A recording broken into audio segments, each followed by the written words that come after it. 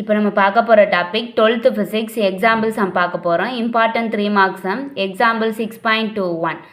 இதில் என்ன கொடுத்துருக்குறாங்க அப்படின்னா, ஒரு ப்ரிசம் எடுத்துக்கிறோம். அதோட மினிமம் டீவியேஷன் எவ்வளோ கொடுத்துருக்காங்க அப்படின்னா 40 டிகிரி கொடுத்துருக்காங்க. ஏரியா ஆஃப் த ப்ரிசம் நமக்கு தெரியும் 60 டிகிரி. என்ன கண்டுபிடிக்கணும் அப்படின்னா refractive index of the prism கண்டுபிடிக்க போகிறோம்.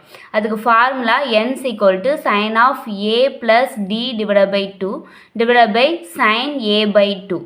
இதில் ஃபார்முலா நம்ம சப்ஸ்டியூட் பண்ண போகிறோம். ஏக்கு பதிலாக 60 டிகிரியும் டிக்கு பதிலாக 40 டிகிரியும் சப்ஸ்டியூட் பண்ண போகிறோம்.